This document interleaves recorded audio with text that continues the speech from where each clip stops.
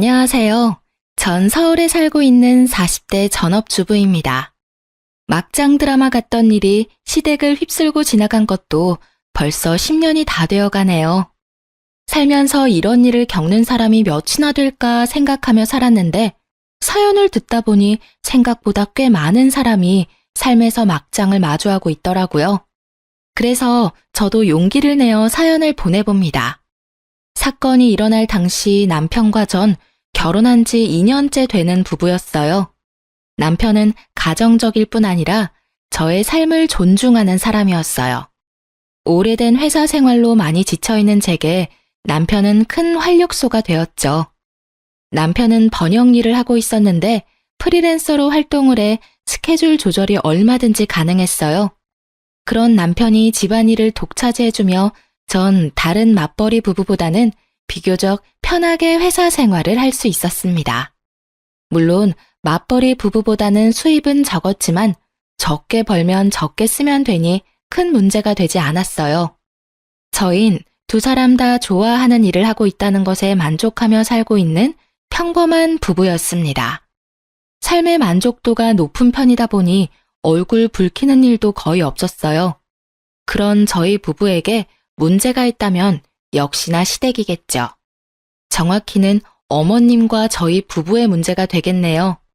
남편의 친모는 남편이 어릴 때 돌아가셨고 지금 저희와 문제가 일어나는 어머님은 새엄마였어요. 어머님은 아버님과 결혼하셔 슬하의 자식을 따로 가지시진 않으셨고 남편과 아주버님을 자기 자식처럼 키우셨다고 전해 들었습니다. 아니, 정확히는 아주버님만으로요. 어릴 땐 어땠는지 정확히 모르겠지만 제가 남편과 연애부터 해서 결혼까지 그리고 결혼 생활을 이어가는 동안에도 남편과 어머님의 사이는 대면대면했어요. 어머님도 남편에게 애정이 크지 않아 보였고 남편 역시 그런 어머님에게 살갑게 굴진 않았죠. 간단한 인사치레만 주고받는 두 사람과는 달리 아주버님과 어머님의 사이는 좀 더 모자 사이 같았어요. 일단 어머님의 행동이 남편을 대하는 행동과는 완전히 달랐는데 우선 호칭부터가 달랐죠. 남편에겐 그냥 이름만 부르는 대신 아주버님에겐 말끝마다 우리 아들을 붙이셨죠.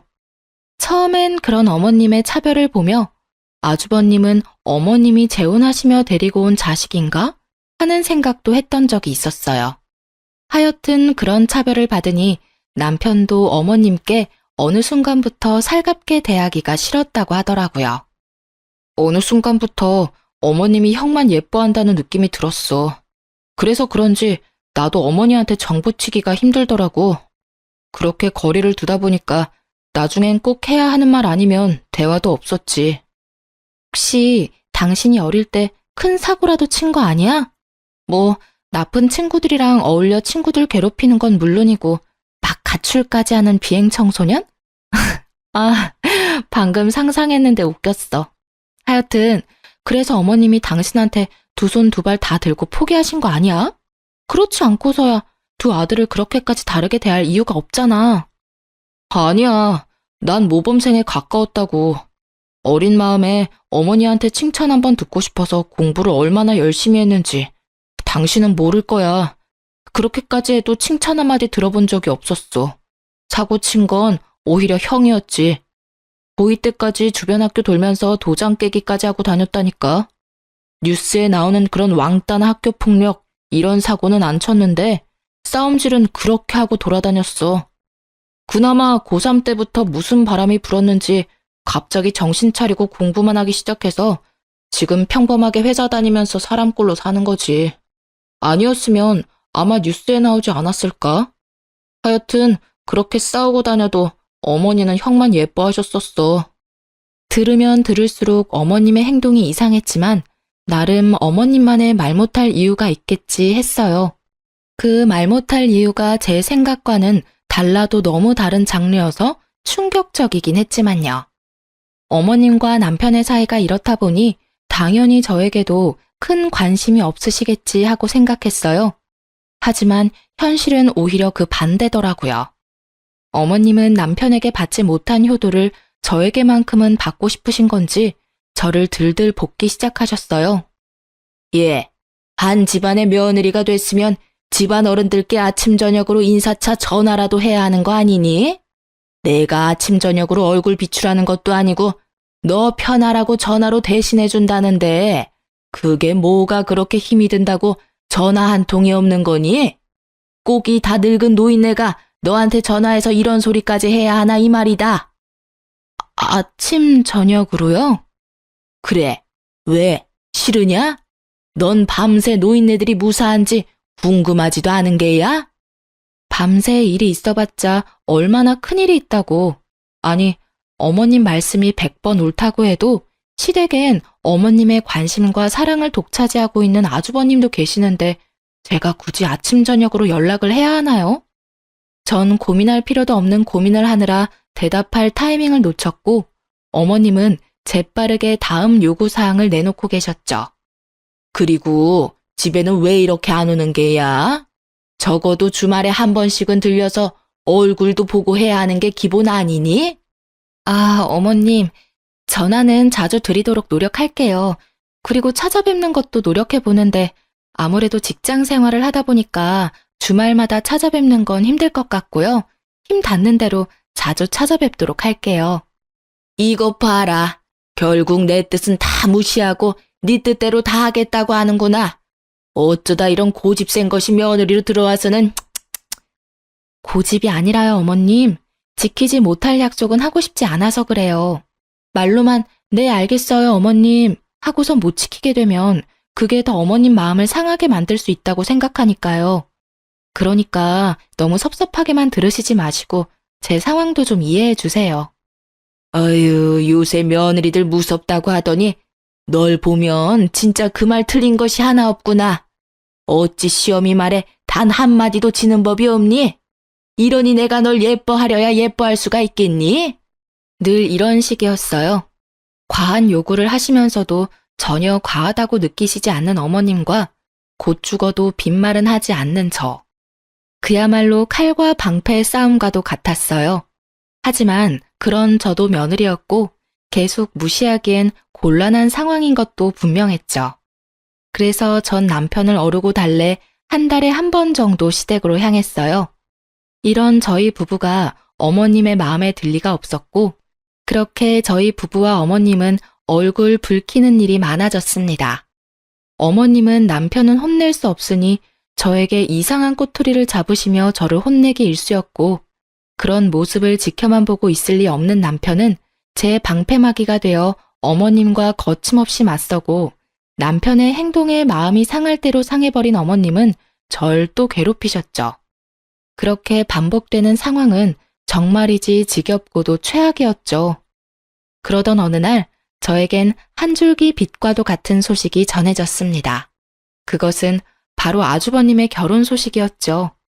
결혼에 관해 아무 말도 없던 아주버님의 갑작스러운 결혼 발표는 시댁 식구에겐 큰 기쁨을 가져다 주었어요. 물론 저에게도요. 형님이 생기면 이 메비우스 띠와도 같은 상황이 조금은 나아질 것이라 생각했으니까요. 예비 형님이 되실 분은 저보다 한 살이 많고 부모님은 계시지 않는다고 전해 들었어요. 그래서 상견례 대신 밖에서 시댁 식구, 저, 그리고 예비 형님. 이렇게 간단한 식사로 상견례를 대신한다고 전해 들었죠.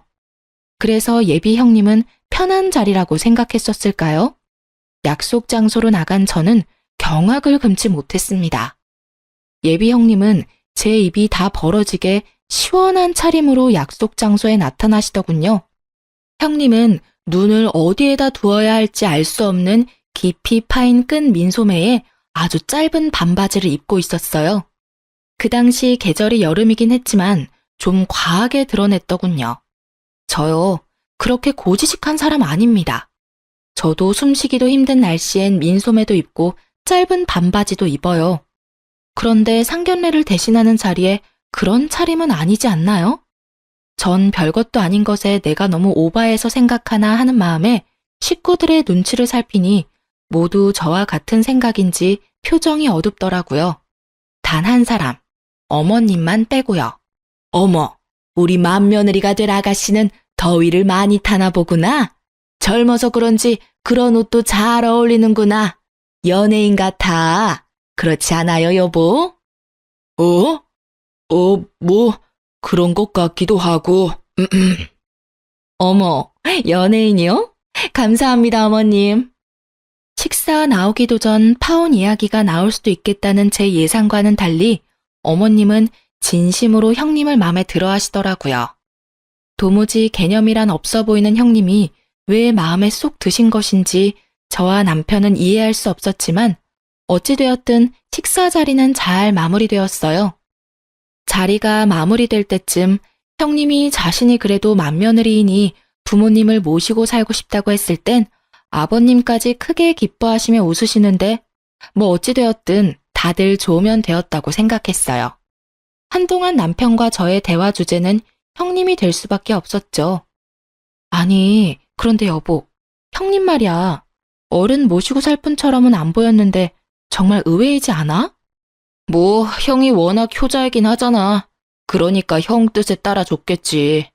그래도 시부모 모시고 사는 게 쉬운 결정은 아니었을 텐데 의외긴 해.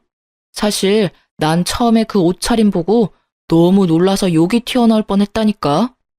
눈 둘 곳이 없어서 밥 먹는 내내 음식만 보느라 나중엔 목이 다 뻐근하더라니까. 맞아. 당신 계속 고개 숙이고 밥만 먹었잖아. 나 그때 웃겨 죽는 줄 알았어. 당신은 웃겼지? 난 진짜 아팠어. 어쨌든 다 좋다니 됐지 뭐. 행복하게 잘 살았으면 좋겠다. 그러니까. 제발 이제 나한테 관심 좀 줄이셨으면 좋겠어. 형님도 계시니까 좀 나아지시겠지? 내심 기대했는데 저의 기대는 산산이 부서지고야 말았죠. 형님은 말씀하신 대로 시댁으로 합가해 지내기 시작했고 어머님은 형님과 지나치게 짝짝꿍이 잘 맞다 싶더니 둘이 합심해서 저를 괴롭히기 시작했습니다. 가끔 시댁에 혼자 가는 날이면 두 사람은 소파에 엉덩이를 딱 붙이고 앉아 입으로 저를 부려먹기 시작하는데 속이 부글부글 끓더라고요. 둘째야, 그 설거지 다 하고 과일 좀 깎아오거라. 아가, 사과 먹을래? 배 먹을래? 전 둘 다 먹고 싶어요, 어머님. 그래? 그럼 둘 다 먹으면 되지. 들었지? 사과랑 배, 둘 다 깎아오렴. 아, 형님, 전 사과랑 배가 어디 있는 줄도 모르는데 드시고 싶으시면 직접 깎아 드시는 게 더 빠르고 합리적이지 않을까요? 참다 제가 이렇게 말하니 돌아오는 대답이 참으로 사람 할 말 없게 만들더라고요. 그깟 과일 깎는 일이 뭐가 그렇게 힘들다고 네 형님을 부려먹으려고 하니? 네 형님은 시부모들 모시고 살면서 평소에 쉴 새 없이 일만 한다. 그런 네 형님이 넌 불쌍하지도 않니? 나 같으면 네 형님이 돕는다고 해도 앉아서 쉬라고 하고 혼자 다 해줄 텐데 어쩜 저렇게나 게으르고 생각이 없는 건지. 그리고 넌 네 형님 일 많이 해서 손에 주부습진 생긴 것도 못 봤니? 그런 거 보고도 형님한테 뭘 해달라고 하고 싶어? 어머님, 저 여기 너무 따가워요. 약을 발라도 소용도 없고 병원을 다시 가봐야 할까 봐요. 그래? 조금 있다가 나랑 병원에 가보자꾸나. 영양제라도 맞아야 하나? 누가 보아도 목이 물려 힘차게 긁은 자국을 주부습진이라 우기며 저에게 일이란 일은 다 미루는데 개념 없는 사람끼리 힘을 합치니 이길 수가 없겠더라고요. 형님 손톱에 곱게 얹어진 네일 장식마저 얄밉게 느껴졌어요. 그나마 가끔 있는 일이니 참고 넘길 수 있었는데 어느 순간부턴 새 식구 핑계를 대며 주말마다 부르기 시작하는데 진짜 미칠 지경이었습니다. 남편도 딱히 달가워하는 반응은 아니었지만 아버님까지 연락이 오셔 압박을 주시니 무시할 수도 없는 상황이었어요. 아가야, 이번 주 주말에 올 수 있니? 네? 그게요, 아버님. 제가 평일에 출근도 하고 야근도 많아서 주말에 좀 힘들 수도 있을 것 같아요. 그러지 말고 웬만하면 좀 오거라. 집에 새 식구가 들어온 지가 언젠데 첫째네랑 너희 아직까지 서먹서먹하지 않느냐? 그게 자주 못 봐서 그래. 얼굴 익힐 때까지만이라도 자주 와주렴. 아가, 이합이 부탁이야. 네, 알겠어요, 아버님.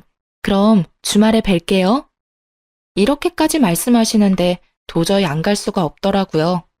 어떤 분들은 새 식구도 들어왔고 가족들이 있을 땐 일도 시키지 않는데 시댁 가서 밥 먹고 오는 일이 뭐 그렇게 미칠 지경이냐 하고 궁금해하시는 분들이 계실 텐데요. 네, 저도 처음엔 그렇게 좋은 생각으로 남편과 시댁으로 갔습니다. 하지만 어머님은 저희의 좋은 마음을 싹 다 망쳐놓기에 부족함이 없으신 분이었죠. 제가 다 만든 음식을 형님에게 간을 보라고 시키시곤 마치 형님이 한 음식처럼 아버님께 드리는 건 약과였고 남편과 제 앞엔 나물, 김치 반찬만 밀어주시고 고기를 비롯한 각종 메인 음식은 나머지 식구들 앞에 몰아놓고 드시더라고요. 혹시나 제가 남편을 챙겨주기 위해 젓가락이라도 들이밀 때면 참 뻔한 방법으로 절 제지하셨어요. 둘째야, 네 아버님 국이 입맛이 맞으신가 보구나. 가서 국 좀 더 떠다 드리거라. 네? 아, 네. 국만 더 드리면 될까요? 괜찮은데 당신도 참. 우리 며느리 밥도 제대로 못 먹게. 아가, 난 괜찮으니 앉아서 마저 식사하거라. 괜찮기는 아까부터 다 먹은 국그릇 바닥만 긁고 계셨으면서. 오늘 국이 맛있긴 하죠? 그거 당신 맏며느리가 특별히 신경 써서 끓인 거예요. 그러니 한 그릇 더 하세요. 당신이 맛있게 많이 먹어줘야 맏며느리가 더 힘내서 실력 발휘를 하죠. 그게 또 그렇게 되는 건가? 그럼 한 그릇 더 먹어야지. 아가, 미안하지만 한 그릇 더 부탁하마. 이런 상황이 반복되니 알겠더라고요. 어머님은 저와 남편을 그냥 무시하는 것도 아니고 개무시를 한다는 사실을요. 그렇지 않아도 사이가 좋지 않았던 어머님과 저희 부부 사이는 아주버님의 결혼과 동시에 더욱 나빠지기 시작했어요. 어머님의 시집살이도 힘들었는데 거기다 형님까지 보태고 나서니 사이는 더욱 나빠지고 전 더 힘들어졌어요. 그래도 남편은 키워주신 정을 생각해서 참아보려고 노력하더군요. 그런 아들의 노력을 아시는 건지 모르시는 건지 어머님은 생전 남편에게 하지 않던 전화까지 해대시며 남편의 속을 긁기 시작했어요. 저와 남편은 정말 미치겠단 말이 딱 맞을 정도로 스트레스를 받기 시작했고 남편은 휴대전화가 울리기만 해도 미간을 찌푸릴 만큼 예민해졌고 전 머리카락이 우수수 빠지기 시작하더니 30대 초반의 나이에 원형 탈모가 생기고 말았습니다. 그리고 결국 남편은 어머님의 전화 공격에 폭발해버리고야 말았어요. 예, 넌 그렇게 집에 오기가 싫으니? 네? 다짜고짜 전화하셔서 그게 무슨 말씀이세요? 무슨 말씀? 진짜 몰라서 묻는 게야? 너 어쩌다 집에라도 오는 날이면 도살장 끌려오는 소새끼 마냥 인상은 잔뜩 찌푸려서는 말도 한마디 하지 않고 묻는 말에 대답이나 하다 가지 않니? 그렇게 오기 싫었으면 오지를 말든가. 이왕 왔으면 네 형처럼 살갑게 좀 굴다가 갈 수는 없는 거니? 요즘 심심하세요? 뭐? 요즘 심심하시냐고요. 그렇지 않고서야 왜 갑자기 제 표정에 관심을 다 보이세요? 이때껏 제가 울든 웃든 관심도 없으셨잖아요. 그리고 살갑게라는 단어를 입에 올리실 거면 최소한 먹는 거로 차별은 하지 마시고 그 단어를 사용하셔야 하지 않을까요? 저랑 집사람 앞에는 풀떼기만 가득하고 어머니께서 생각하시는 어머니 식구들 앞엔 그야말로 진수성찬. 그런 꼴을 당하는데 어머니 같으면 웃음이 나오나요? 그 밥상 엎어버리고 싶은 거 어머니가 아끼는 그 세 식구 때문에 겨우 참아드린 줄이나 아세요. 너 지금 밥상을 엎어버린다고 했니? 엄마한테 그게 할 말이야? 내가 아무리 네 친엄마가 아니라지만 내가 널 끼고 키운 게 몇십 년인데 어떻게 그런 말을 아무렇지도 않게 할 수가 있니? 내가 이런 꼴이나 보려고 널 지극정성을 다해 키운 줄 아니? 지극정성이라 어머니께서 알고 계시는 지극정성과 제가 알고 있는 지극정성이 참 많이 다른가 보네요. 제가 아는 지극정성이란 어머니께서 형한테 쏟은 그 정성을 보고 지극정성이라고 하는 거고요. 저한텐 그냥 방치했다는 말이 더 어울리진 않을까 싶은데요.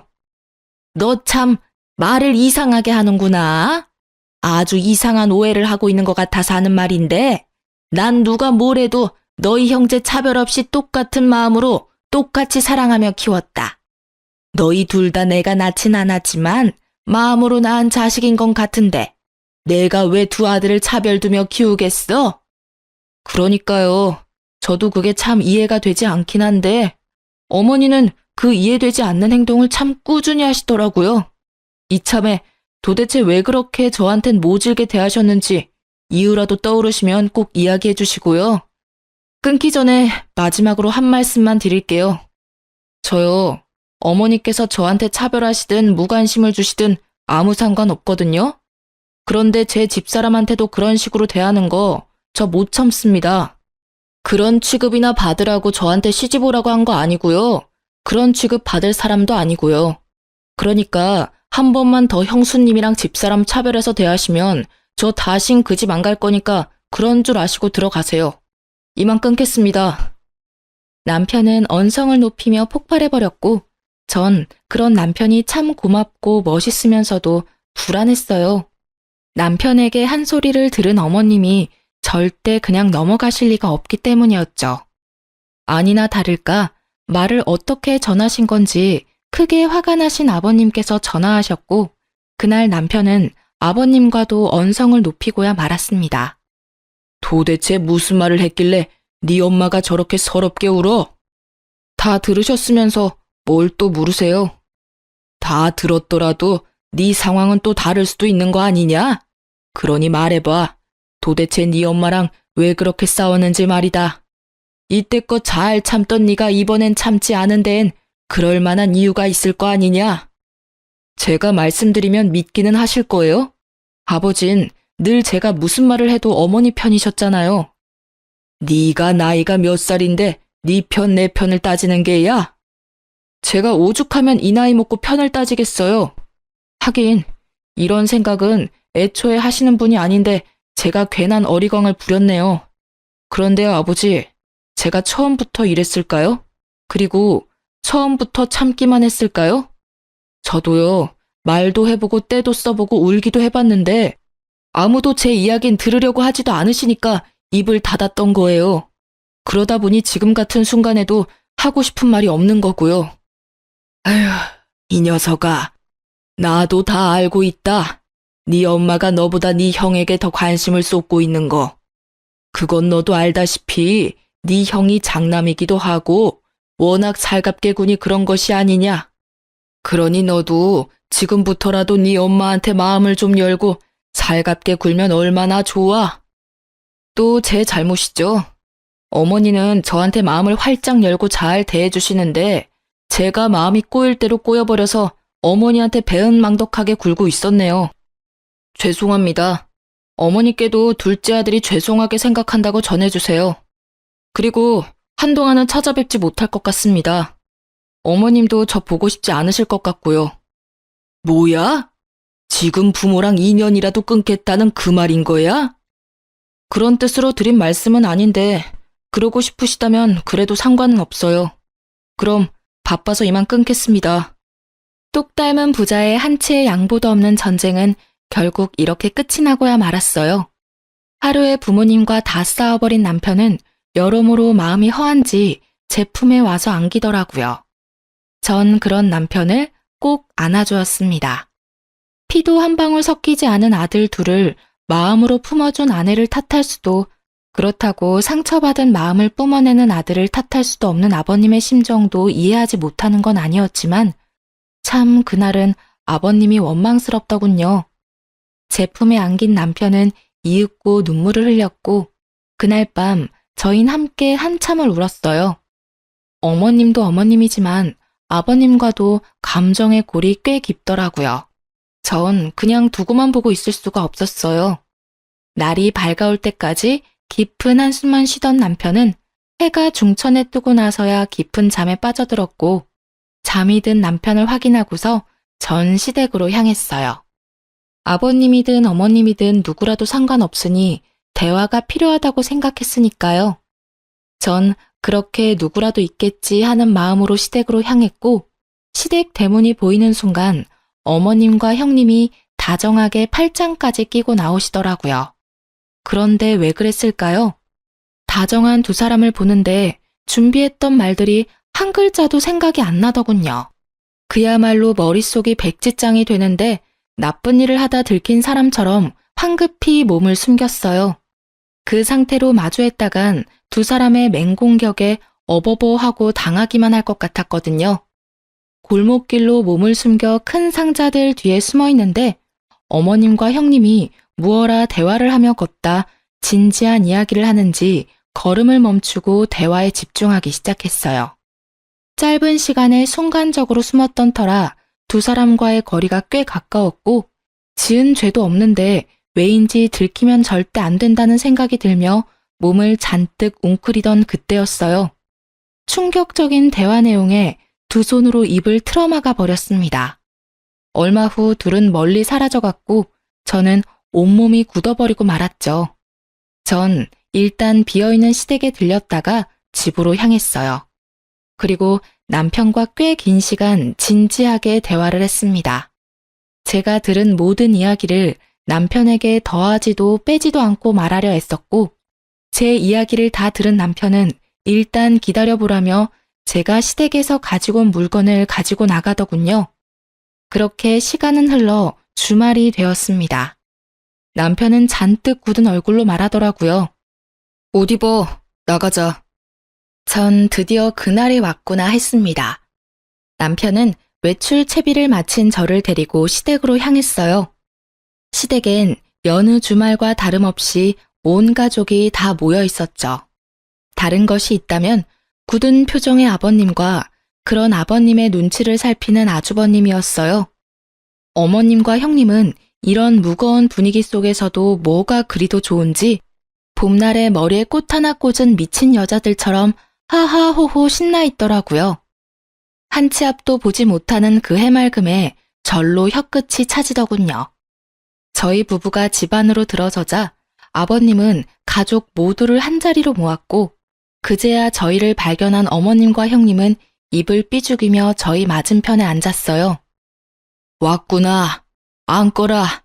다들 여기 모여봐. 쟤들은 또 왜 왔대요? 당신이 불렀어요? 나 아직 둘째네 보고 싶지 않다고 했잖아요. 당신이 아무리 이런 자리 만들어도 내 마음 풀리지 않는다고요. 둘째 제가 나한테 어떻게 했는지 다 말했잖아요.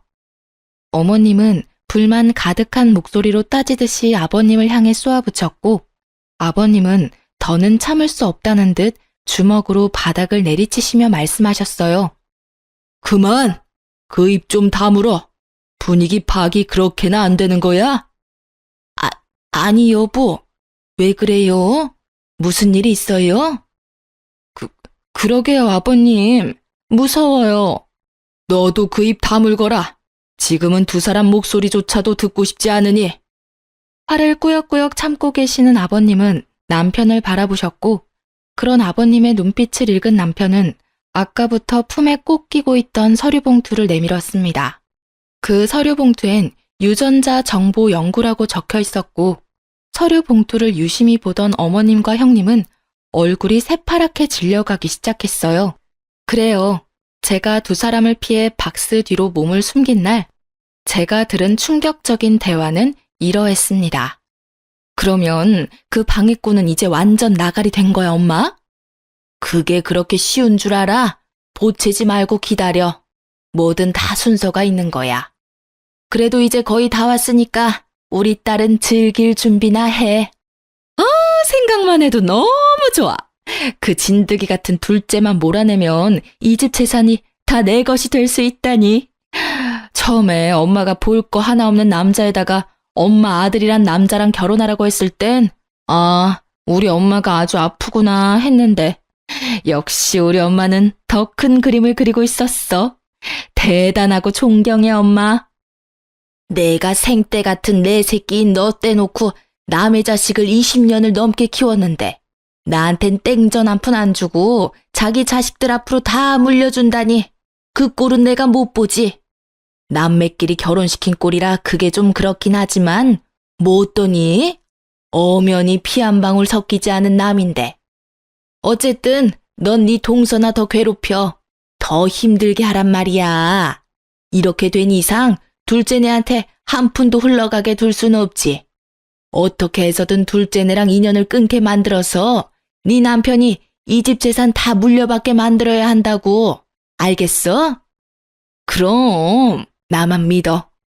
나도 엄마 그렇게 집 나가고 아빠도 일찍 죽어버리고 고아로 산 지난 세월 제대로 보상받아야 하겠으니까. 고아는 무슨, 엄마가 몸만 여기 있었다 뿐이지 야금야금 너한테 해준 돈도 꽤 될 텐데. 그땐 그 돈이 엄청 많아 보였는데 이 집에 들어와 보니 푼돈이더라고. 나 무슨 일이 있어도 이 집 재산 다 차지하고 말 거야. 당연하지. 둘째랑 영 끊고 나면 그 재산 누구한테 다 가겠니? 당연히 장남인 네 남편한테 다 가지. 넌 그냥 그 돈으로 평생 떵떵거리면서 살아. 어휴, 이런 당연한 소리 그만하고 밥이나 먹으러 가자. 그 노인네 오늘 일찍 들어온다고 했어. 빨리 갔다 와서 또 밥 차려야지. 나이도 많은 노인네가 쓸데없이 입맛만 좋아서는 무슨 밥을 그렇게 먹니? 아주 귀찮아 죽겠어. 운은 얼마나 좋은지 그 흔한 교통사고도 안 난다니까. 하여튼 그 노인네 명줄도 길어. 그날의 충격이 아직도 잊히지 않네요. 네, 맞습니다. 형님은 어머님의 첫 번째 이혼을 할 당시 데리고 오지 않은 딸이었습니다. 딸의 남은 가족이었던 전 남편이 죽자 어머님은 남몰래 시댁의 재산을 빼돌려 딸을 돕고 있었던 겁니다. 뭐 그것까지 어떻게 욕을 하겠어요. 하나뿐인 딸이 고아가 되어 이 험한 세상을 혼자 힘들게 살게 생겼는데 엄이라는 사람이 혼자 호의호식하면서 살 수는 없었을 그 맘 전혀 이해가 되지 않는 것은 아니었어요. 하지만 아버님이 자기 자식에게 물려주실 재산이 탐나 부모 자식 간의 연을 끊어놓다뇨. 하물며 가족들을 속이고 어머님의 친딸을 며느리로 끌어들이다뇨. 상식이 통하지 않는 사람인 건 알았지만 정말 제가 생각했던 것보다 더욱 상식이 없는 사람이더라고요. 그 뒤로 무슨 말이 더 오갔지만 멈췄던 걸음을 이어가며 나눈 대화라 자세히 듣지 못했습니다. 사실 더 듣지 않아도 뻔했으니 위험을 감수하며 두 사람을 뒤쫓을 필요가 없었어요. 전 그 길로 시댁으로 들어가 어머님과 형님의 칫솔을 챙기고 여유분 칫솔을 찾아두고 나왔어요. 그 다음부턴 여러분이 들으신 대로 상황이 흘러갔죠. 남편은 아버님과 따로 만나 이 모든 사실을 알렸고 오늘 이 자리가 마련되게 된 것이었어요. 아주버님과 남편에게 했던 이유 모를 차별과 아버님과 남편 사이에서 이간질하던 어머님의 모습, 그 모든 것이 추악한 어머님의 욕심에서 시작된 것임을 알게 된 아버님은 배신감에 치를 떨며 말씀하셨어요. 얼굴 보니 이게 뭔지는 당사자들이 더 잘 아는 것 같군. 그러면 이제 어떻게 된 일인지 직접 말해보게. 도대체 무슨 생각으로 이딴 짓까지 벌인 것이야? 아버님의 호통에 형님은 고개를 푹 숙였고 어머님은 바로 무릎을 꿇으시곤 빌기 시작하셨어요. 여보, 내가 다 잘못했어요. 다 내 잘못이에요. 난 당신하고 결혼해서 배부르고 따뜻하게 잘 지내는데 아빠가 갑자기 죽고 한순간에 고아가 되어버린 내 딸이 너무 눈에 밟혀서 너무 불쌍해서 그랬어요. 늦었지만 이제라도 제품에 끼고 키우고 싶은데 차마 말할 용기는 없고 그래서 첫째랑 결혼까지 시키게 됐고요.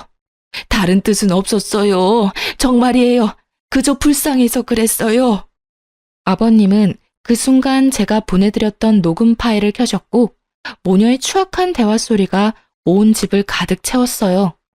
두 사람의 대화를 엿들었을 당시 전 녹음을 했었고 처음부터 녹음하지 못한 탓에 내용은 짧았지만 남편을 고립시켜 연을 끊어버리겠다는 내용, 아주버님께 모든 재산이 가게 되면 내 딸은 떵떵거리며 살면 된다는 내용은 아주 선명하게 녹음되어 있었으니 모녀의 계획은 알고도 남았죠. 마지막으로 어머님이 혀를 차며 아버님의 명주를 걱정하는 부분에선 어머님과 형님이 동시에 무릎을 꿇고 눈물 콧물 빼며 싹싹 비는데 불쌍하기는커녕 소름이 끼치더라고요. 여보, 나 한 번만 용서해줘요. 내가 진짜 미쳤었나 봐요. 조금 전까지 그저 불쌍해서 그랬다고 하더니 이젠 변명거리도 없는지 그저 잘못했다며 울더군요. 형님은 아주버님께 매달리고 있었고요. 여보, 나 버릴 거 아니지? 우리 사랑했잖아. 난 그저 엄마한테 속아서 그랬어. 내가 진짜 돈만 보고 당신이랑 결혼했겠어? 당신을 사랑하니까 이런 짓까지 한 거지. 내 말 믿지? 나 믿지? 나 안 버릴 거지? 사랑? 네가 지금까지 나한테 한 행동 다 사귀고 기만이야. 내가 이거 소송 걸잖아? 너 그러면 바로 잡혀가. 알고는 있어? 그런 상황에 사랑 타령해 하고 싶어? 사기? 기만? 나 그런 마음도 없었고 그런 거 몰라, 여보. 나한테 그렇게까지 할 거야? 나 사랑하잖아. 아니, 사랑했잖아. 사랑? 비슷한 거 하긴 했지.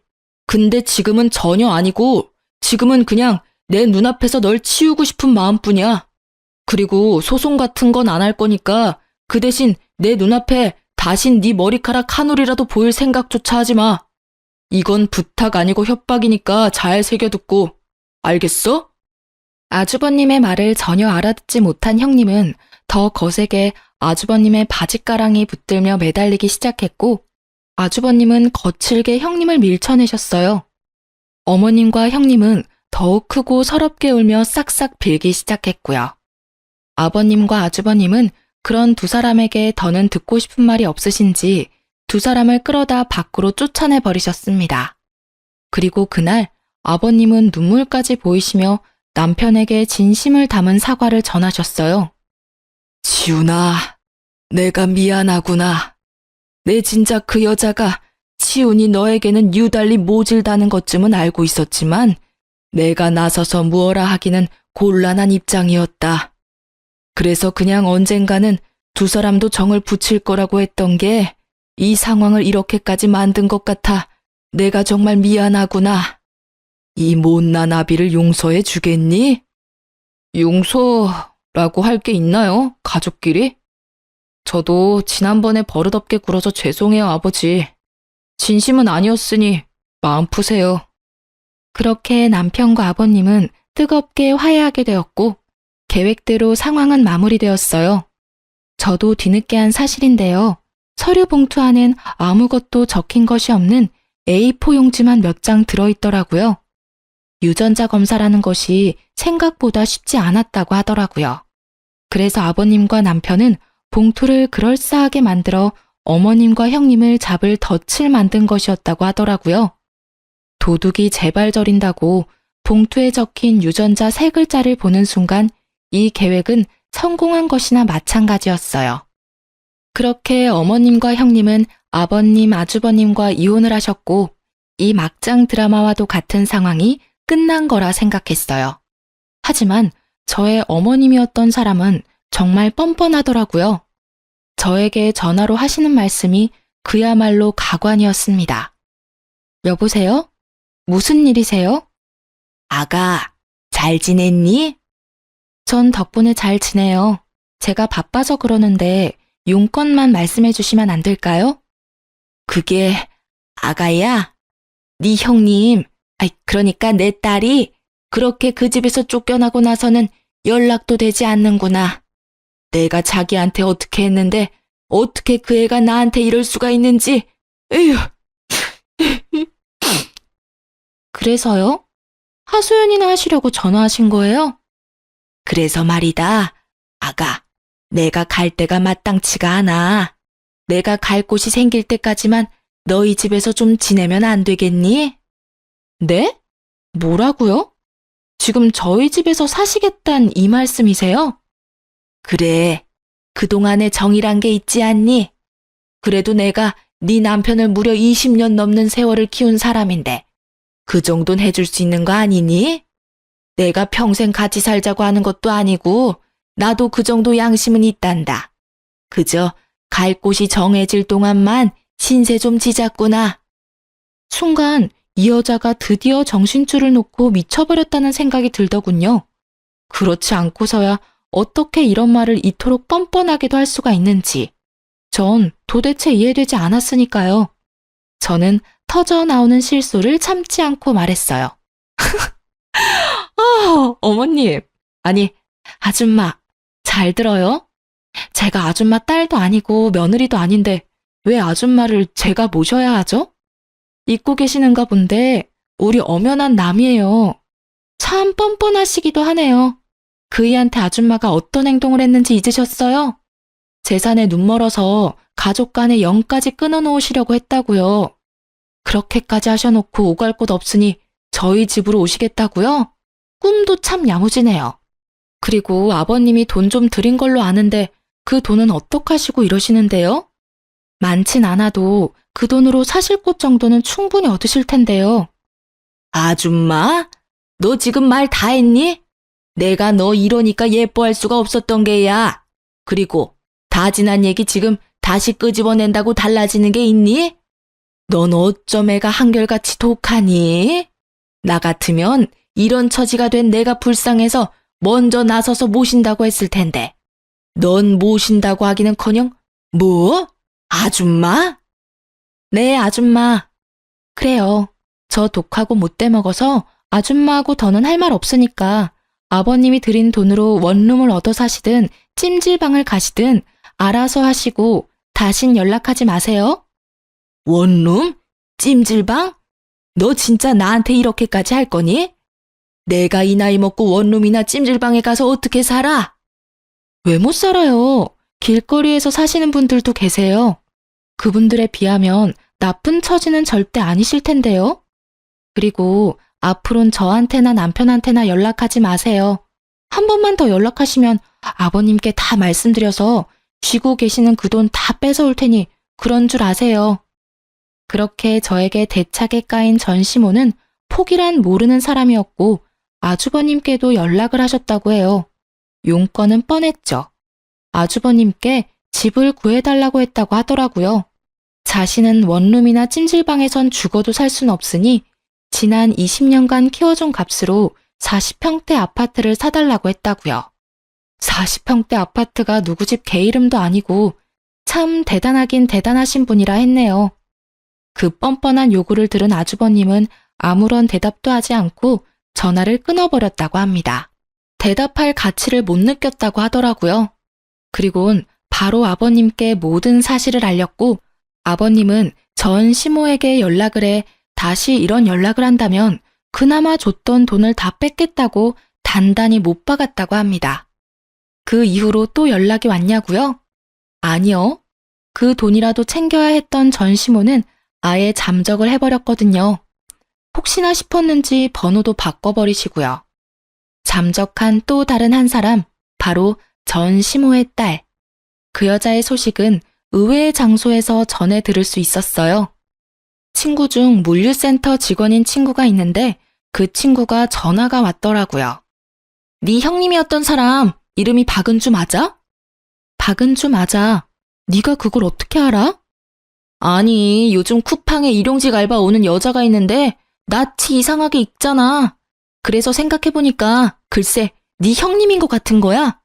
아니 왜 한동안 네 카톡 사진 너희 가족 사진이어서 내가 자주 봤었잖냐. 박은주. 맞네, 맞아. 그 여자 여기에 와서 일하고 있어, 일용직으로. 어머, 진짜니? 그렇지 않아도 도대체 어디서 뭘 하고 사나 싶었는데 거기에서 일하고 있었네. 일하는 것도 아니지. 성실하지도 않은 사람이 일까지 못해서 일손 부족해서 진짜 급한 날 아니면 일하러 오지도 못해. 일용직도 사람 가려가면서 받아 얘. 그 여자 하는 꼴 보니까 모르긴 몰라도 밥 빌어먹고 살긴 참 힘들겠더라. 몸 쓰는 일은 몸 써야 돼서 싫고 머리 쓰는 일은 머리 아파서 싫고. 내가 여기 있으면서 여러 사람을 만나봤는데 그 여자 캐릭터도 보통 아니더라니까. 여러모로 잘 이혼하셨어. 네 남편 형. 아주 집안 말아먹을 사람이더라니까. 그래서 요즘은 안 와? 안 오는 게 아니라 정확히는 못 오는 거지. 뭐 어제는 급해서 부르긴 했는데 하는 꼴 보니 한동안은 또 못 올 것 같더라. 자긴 계속 일하고 싶다고 신청은 하는데 이딴 식으로 하면 다신 못 올 가능성이 높다고 봐야지. 평생 일용직이나 기웃기웃할 게 뻔하다 뻔해. 아니지. 일용직도 힘들 수도 있겠다. 일만 못하는 게 아니라 사람들이랑 잘 어울리지도 못하더라고.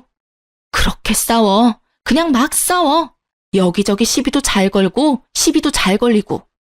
하여튼 또 그 여자 일하러 오면 또 말해줄게. 친구 말을 들어보니 아직 정신 차리려면 멀었다고 생각했네요. 그래도 언젠가는 인생사라는 게 쉽지 않다는 걸 좀 깨달았으면 하네요. 그런 날이 과연 올 줄은 모르겠지만요. 이렇게 드라마 같은 시댁 사건도 끝이 났습니다. 막장 드라마를 보며 저런 일이 일상에서 일어날 수 있는 걸까? 하고 생각했었는데 생각보다 다양한 사람들이 가까운 곳에 살고 있더라고요. 막장은 결코 먼 곳에 있는 것이 아니었어요. 저희는 행복하게 잘 살아가고 있어요.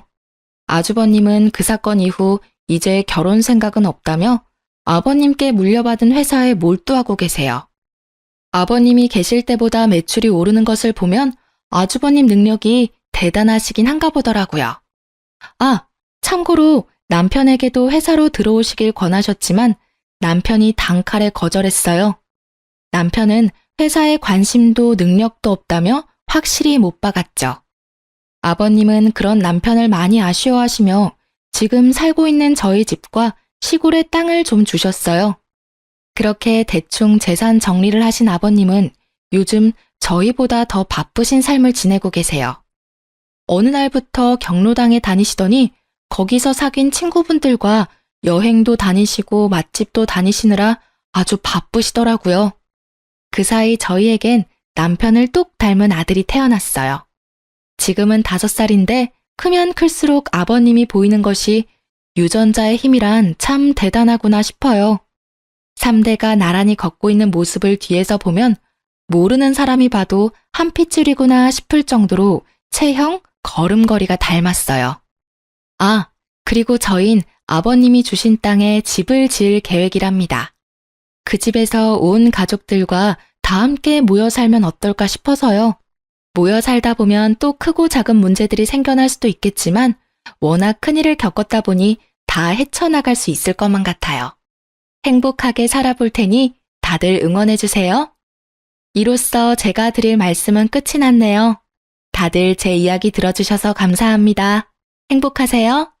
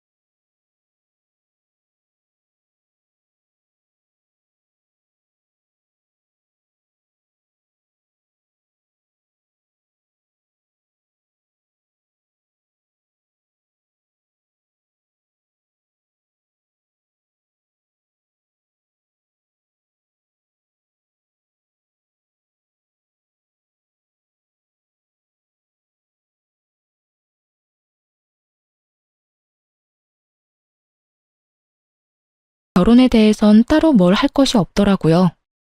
그저 동서의 짐을 빼서 집 앞에 내팽겨 쳐놨더니 쥐도 새도 모르게 가지고 갔다고 했어요. 전동서의 진짜 남편은 소송이 진행되며 회사의 모든 사실이 알려져 당연스럽게 회사에서 잘리게 되었고, 실력 좋은 변호사분이 합의는 절대 없다는 서방님의 의견을 적극 반영해 최선을 다해 사기죄 최대 형량을 받아내겠다고 하더군요. 이 어이없는 상황에서 더 어이없는 소식이 전해졌는데 그게 무엇인지 예상이 되시나요? 그건 바로 전 동서의 진짜 남편이었던 박대리가 그 없는 살림에 비싼 변호사를 선임해 모든 죄를 동서에게 덮어 씌우려고 했다지 뭐예요? 그럼 뭐 하나요? 증거가 차고도 넘치는걸요. 괜한 돈 낭비만 하고 다니는 진짜 남편과는 달리 전 동서는 진짜 남편에게 배신당하고 자포자기한 상태에서 판결만 기다리고 있는 상태라고 하더군요. 그렇게 그 거머리 같은 사기꾼들과의 인연은 끝이 났어요. 전 여전히 시댁과 친정의 도움을 받으며 잘 지내고 있어요. 언젠가 두 사람은 결국 깜빵에 가게 되었다고 듣긴 했는데 형량을 얼마나 받은 것인지 그 후엔 어떻게 되었는지 묻진 않았어요. 괜한 상처를 들춰내는 짓인 것만 같아서요. 한동안 서방님, 아니 도련님은 힘들어 하시더라고요. 애써 숨기려고 노력했지만 훤히 다 보여 제 마음이 더 아프더군요. 하지만 시간이 약이라는 말이 딱 맞는 게 요즘은 꽤 많이 잘 지내고 있어요. 최근에 제가 급하게 일이 있어 도련님께 아이의 하원을 부탁한 적이 있는데 그날 딸을 데리러 간 도련님이 선생님에게 반하신 건지 선생님에 대해 이것저것 물어보더라고요. 참고로 전 대찬성이에요. 그렇지 않아도 평소 제가 좋게 보던 분이라 내심 잘 됐으면 하는 마음으로 앞으로 자주 딸의 하원을 부탁할 계획이에요. 아, 그리고 최근에 시댁에서 건물 한 채를 넘겨주셨어요. 전 너무 과하다며 이미 받은 것이 너무 많다며 거부했지만 어머님이 이렇게 말씀하시더라고요. 첫째야, 내가 이번 일 겪으면서 느낀 바가 많아. 내 생각 같아선 언제까지나 네가 우리 가족이고 그 사실은 변함없을 테지만 또 사람 일이 어떻게 될 줄은 모르는 일이지 않니? 그리고 어차피 이 건물은 너한테 주려고 했던 거였어. 이왕 줄 거 조금 더 일찍 주는 것뿐이니 받아주려무나. 어떻게 되기는요. 희은이가 있는데 죽을 때까지 가족이죠. 그렇게 생각해주니 고마워. 너 내가 했던 말 기억하지? 혹시나 좋은 사람 생기면 새 출발하라는 말. 나도 그렇고 네 아버지도 그렇고 우린 네가 좋은 사람 만나서 다시 사랑받으면서 살았으면 좋겠어. 혼자 긴 여생을 살아가는 건 너무 외롭지 않겠어? 그러니 너도 좋은 사람 있으면 연애도 하고 연애하다 이 사람이다 싶으면 결혼도 해. 알겠지? 건물은 잘 챙겨뒀다. 희은이 공부도 시키고 너 결혼하게 되면 결혼 자금으로도 쓰려무나. 이렇게까지 챙겨주시는데 더는 싫다고 할 수도 없는 노릇이길래 못 이기는 척 받아뒀어요. 어머님이 계속 말씀하시니까 문득 결혼 생각을 다시 해보게 되었어요. 그런데 글쎄요. 앞으로는 어떻게 될진 모르겠지만 아직까진 결혼 생각이 전혀 없네요. 아직은 하늘에 있는 남편만큼 다른 사람을 사랑할 자신이 없는 거 있죠? 그저 딸아이와 함께 행복하게만 살아가려고요. 이로써 저의 시댁 이야기는 끝이 났습니다. 긴 사연 들어주셔서 감사합니다.